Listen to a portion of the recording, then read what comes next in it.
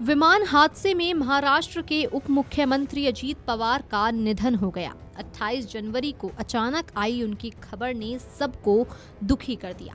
इस बीच विपक्ष के कई नेताओं ने इस हादसे की उच्च स्तरीय जांच की मांग की।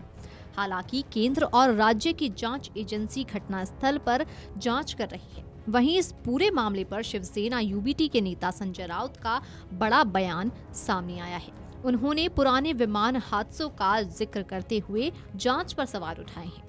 मुंबई में मीडिया से बात करते हुए संजय राउत ने कहा कि अहमदाबाद प्लेन क्रैश की कोई जांच हुई है। जनता के सामने कुछ तथ्य और सत्य तो सामने जरूर आने चाहिए।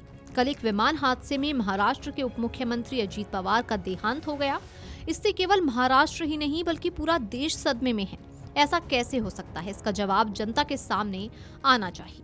अगर हादसा तकनीकी दिक्कतों की वजह से हुआ है तो हम सभी को इसकी असली वजहों का पता लगाना होगा। सुनिए संजय राउत ने अपने बयान में क्या कुछ कहा। मैंने ये कहा कि अब तक इतने एक्सीडेंट हो गया है चार्टर्ड फ्लाइट के या कमर्शियल फ्लाइट के। अहमदाबाद में इतना बड़ा हादसा हो गया, क्या हो गया? इन्वेस्टिगेशन कोई कुछ सामने आया है? इतना बड़ा हादसा, गुजरात के पूर्व मुख्यमंत्री विजय रूपानी का उसमें निधन हो गया। हाँ, इन्वेस्टिगेशन के लिए एक टीम बनाई गई, डीजीसीए ने एक टीम बनाई। क्या हो गया आगे? चार्टर्ड फ्लाइट के इतने हादसे हो गए, इतने लोग मारे गए। हाँ, डीजीसीए हर बार इन्वेस्टिगेशन की घोषणा करती है। क्या हो गया? हमारे सामने कुछ तथ्य और सत्य तो आना चाहिए जनता के सामने।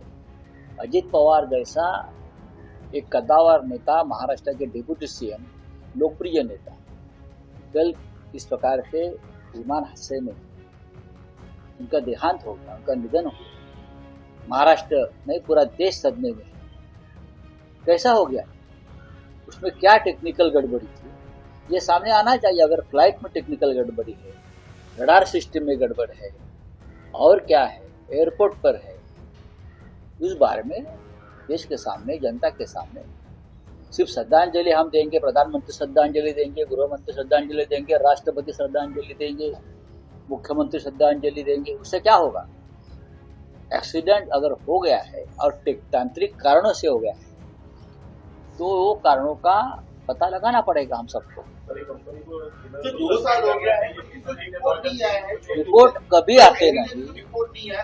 इस प्रकार से हादसे 10 साल में कितने हो गए मुझे मालूम है।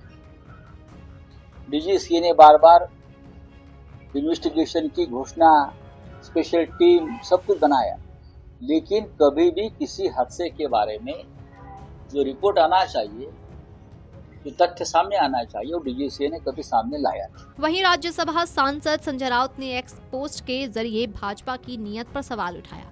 उन्होंने कहा कि भाजपा ने अजीत पवार को श्रद्धांजलि देने के लिए अखबारों में पूरे पन्ने के विज्ञापन दिए हैं, लेकिन इससे क्या हासिल होगा?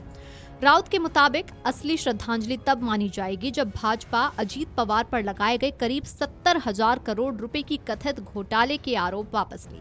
राउत ने अपने बयान में साफ कहा कि भाजपा यानी कि प्रधानमंत्री नरेंद्र मोदी और महाराष्ट्र के मुख्यमंत्री देवेंद्र फडणवीस अगर वास्तव में अजीत पवार के प्रति सम्मान रखते हैं तो उन्हें ये दिखावे की राजनीति छोड़नी चाहिए। उन्होंने कहा कि विज्ञापन देकर श्रद्धांजलि देना आसान है, लेकिन जिन आरोपों के आधार पर वर्षों तक राजनीति की गई उन पर चुप्पी साध लेना जनता को गुमराह करने जैसा है। बता दें कि बारामती के विद्या प्रतिष्ठान मैदान में गुरुवार को राजकीय सम्मान के साथ अजीत पवार का अंतिम संस्कार किया गया। पवार के दोनों बेटों ने उनको मुखाग्नि दी। इस दौरान समर्थकों का भारी जनसैलाब देखने को मिला। हर कोई अपने नेता के आखिरी दर्शन करना चाहता था। अजीत पवार के अंतिम संस्कार में शामिल होने Amit Shah, CM Fadnavis, deputy CM Eknath Shinde, मनसे प्रमुख राज ठाकरे, नितिन गडकरी सहित कई बड़े राजनेता पहुंचे थे।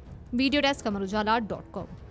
अगर आप ये वीडियो YouTube पर देख रहे हैं तो हमारे चैनल को सब्सक्राइब कर बेल आइकन दबाएं और Facebook पर देख रहे हैं तो हमारे पेज को लाइक करें।